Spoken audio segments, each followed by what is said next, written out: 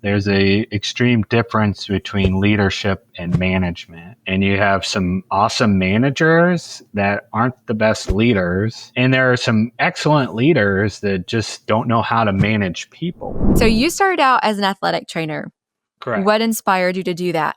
Yeah, actually, I am a second generation athletic trainer. So I followed in my father's footsteps. I saw the passion he had, as well as the compassion that he had for patients, athletes that he worked with. And I had a unique advantage in that he was the athletic trainer for the school district that we lived in. So I started helping out on the sidelines about first grade. So I got on the job experience very early, and again, just saw the dedication, the service that it takes to be in that profession, to be part of sports medicine. And really middle school, as I was starting to kind of select a career, I said, that's what I want to dedicate my life to. So did that in high school. So athletic genes were not necessarily in my favor, but a lot of my friends participated in sports. So instead of necessarily being on the field or on the court, I was still part of the team, albeit on the sidelines. And again, getting experience working with sports teams, around athletes, seeing all sorts of athletic injuries and conditions, to be able to actually major in that in college, and attended Wright State University in Dayton, Ohio for that. Nice. Thanks for tuning in to the Healthy Careers podcast. In 2024, we reached over 32,000 listeners and ranked in the top 15% of all podcasts. We're proud to have SharePro Health as a sponsor and are currently looking for 2 more partners in 2025. If you're looking to connect with healthcare leaders, providers, and innovators, we'd love to spread the word about your service, product, or business. Reach out to me, Maddie, for more details.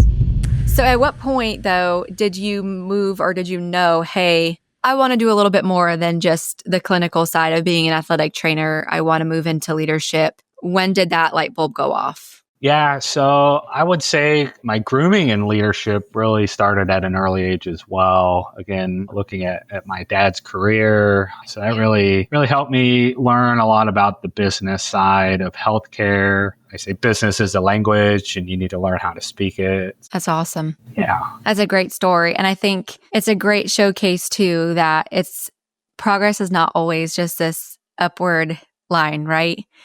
It is all over the place. And we've all had our downfalls, and we've all had our layoffs, and we've all had our changes where we thought we were going backwards.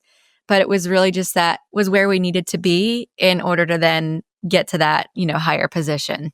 Absolutely. 100%. I tell people that all the time because obviously outside of the podcast, I help people find jobs. And so many times people come to me and they're like, I'm a failure. I was let go. Or, I quit my job because it was X, Y, and Z. And now I'm accepting something that's less than of a title. It's like, well, yeah, but are you happy?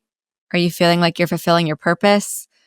Do you have next steps there? Right? Like, are you around positive, inspired people? And that's what's important. Yeah, do what makes you happy, and know that everything happens for a reason too. And to your point, it may be something that you're not necessarily happy with right now, but it's leading to something bigger and better. 100%. If you could go back, I don't know, however many years, at the start of your career, what advice would you give yourself knowing what you know now? Yeah, that's a great question. I would say don't be afraid to take risk. It's sometimes uncomfortable to go out on a limb, to go out on a branch, but I think that's where we experience sometimes the most growth, is out of our comfort zones. So, we as humans like to be comfortable. So, Yes. A little bit of change is good. Most people don't like change. It's very against most people's nature, but to take on risk is not always a bad thing. I would say calculated risks are even better. Yes.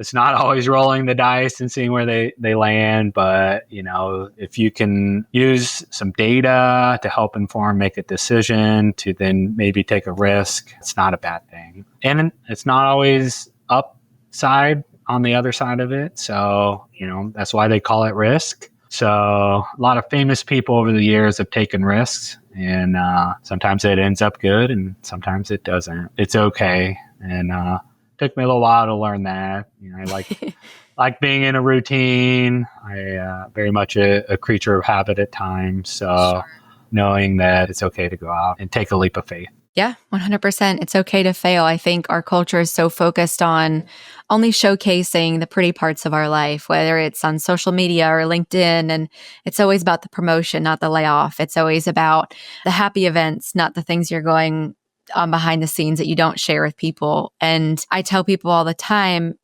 especially, calculated risk, right? And they're at a work and they hate it and they want to leave and quit. And I'm like, hey, let's slow down, right? Like, we don't have another job lined up. You've got kids.